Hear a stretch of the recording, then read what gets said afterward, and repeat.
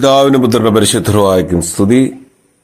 ആദ്യം മുതൽ തന്റെ കരുണയും മനോഗുണവും രണ്ട് ലോകങ്ങളിലും സദാ ഇപ്പോഴും വർദ്ധിച്ചിരിക്കുമാറാകട്ടെ. ആമേൻ. ഇന്ന് പ്രവാചകനായ സെഖര്യാവിനെ കുറിച്ചാണ് നാം ചിന്തിക്കുന്നത്.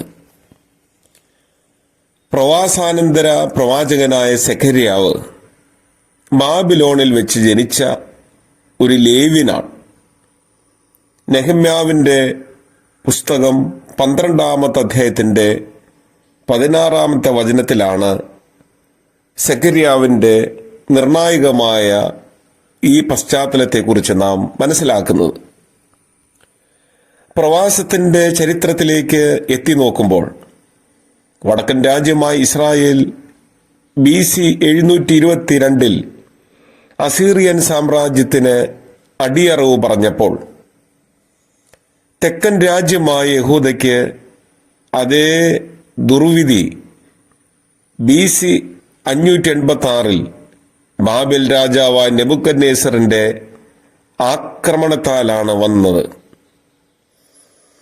യഹൂദ നിവാസികളിൽ ഭൂരിഭാഗവും ബാബിലോണിൽ ഏകദേശം 70 വർഷക്കാലം അടിമകളായി കഴിഞ്ഞു.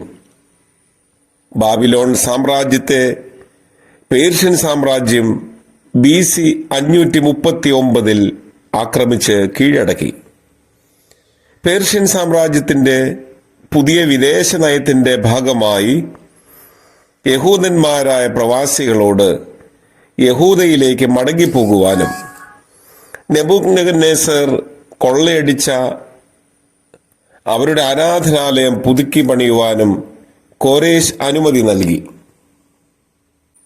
പേർഷ്യൻ സാമ്രാജ്യത്തിന്റെ പുതിയ വിദേശ നയത്തിന്റെ ഭാഗമായി യഹൂദന്മാരായ പ്രവാസികളോട് യഹൂദയിലേക്ക് മടങ്ങിപ്പോകുവാനും നെബൂഖദ്നേസർ കൊള്ളയടിച്ചു നശിപ്പിച്ച അവരുടെ ആരാധനാലയം പുതുക്കി പണിയുവാനും കോരേശ് രാജാവ് അനുമതി നൽകി. ഈ അനുമതി പ്രകാരം ഗവർണർ സെരുബാബേലിന്റെയും മഹാപുരോഹിതൻ യോശുവയുടെ നേതൃത്വത്തിൽ ഏകദേശം 50,000 പേർ യഹൂദയിലേക്ക് മടങ്ങി. അങ്ങനെ മടങ്ങിപ്പോകുന്നവരിൽ ഒരുവനാണ് സെഖര്യാവ്. യെരുശലേമിൽ വന്ന ഉടനെ തന്നെ പണ്ടത്തെ നിലയിൽ ഒരു യാഗപീഠം പണിത് അവർ ലേവ്യ യാഗങ്ങൾ പുനരാരംഭിച്ചതായി എസ്രായുടെ പുസ്തകം 3-ാമത്തെ അധ്യായത്തിന്റെ ആദ്യത്തെ 6 വാക്യങ്ങളിൽ നമുക്ക് മനസ്സിലാക്കാൻ സാധിക്കുന്നുണ്ട്. തിരിച്ചെത്തിയതിന്റെ 2-ാം വർഷം അവർ ദേവാലയത്തിന്റെ അടിസ്ഥാനമിട്ടതായി എസ്രായുടെ പുസ്തകം 3-ാമത്തെ അധ്യായത്തിന്റെ 8 മുതൽ 13 വരെയും 5-ന്റെ 16 വാക്യങ്ങളിലും നമുക്ക് മനസ്സിലാക്കാൻ സാധിക്കുന്നുണ്ട്. പക്ഷേ ബാഹ്യ സമ്മർദ്ദങ്ങളാലും ആന്തരികമായ പ്രശ്നങ്ങളാലും 16 വർഷങ്ങളോളം ദേവാലയത്തിന്റെ പണി മുടങ്ങിപ്പോയതായി ചരിത്രം സാക്ഷിക്കുന്നുണ്ട്. പിന്നീട് പേർഷ്യൻ ചക്രവർത്തിയായ ദാര്യാവേശിന്റെ കാലത്താണ്, അതായത് BC 522 486 ഇടയ്ക്കുള്ള കാലഘട്ടം, ഈ ദേവാലയത്തിന്റെ നിർമ്മാണം പുനരാരംഭിച്ചത്. ദാര്യാവേശിന്റെ വാഴ്ചയുടെ 2-ാം ആണ്ടിൽ, അതായത് BC 520 യഹോവ ഹഗായിയെ ദേവാലയ നിർമ്മാണത്തിന് പ്രോത്സാഹനം നൽകുവാനായിട്ട് എഴുന്നേൽപ്പിച്ചു എന്ന് നമുക്ക് മനസ്സിലാക്കാൻ സാധിക്കുന്നു.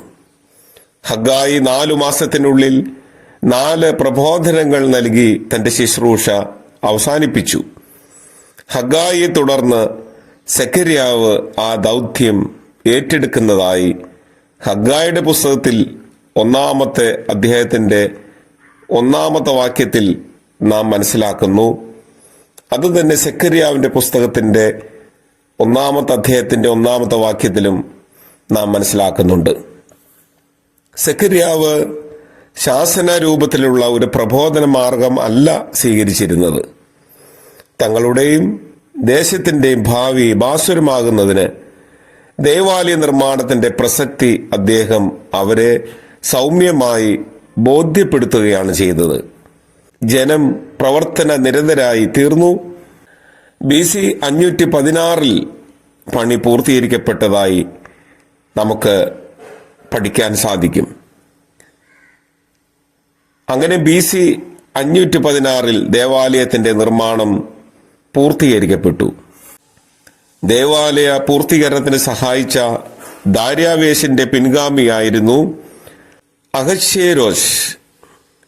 ഈ അഹശ്വേരോശ് ചക്രവർത്തിയാണ് വസ്തി രാജ്ഞിയെ സ്ഥാനഭ്രഷ്ടയാക്കിയ ശേഷം എസ്തേറിനെ പേർഷ്യയിലെ രാജ്ഞിയായി അവരോധിച്ചത്. തുടർന്നുള്ള ഭാഗങ്ങൾ നമുക്ക് അടുത്ത ക്ലാസ്സിൽ ശ്രദ്ധിക്കാം. അതുവരെയും പരമകാരുണ്യവാനായ കർത്താവ് തന്റെ അദൃശ്യമായ കരങ്ങളിൽ നമ്മെ വഹിക്കട്ടെ എന്ന് ആത്മാർത്ഥമായി പ്രാർത്ഥിക്കുന്നു, ആശംസിക്കുന്നു. ദൈവം നമ്മെ സഹായിക്കട്ടെ.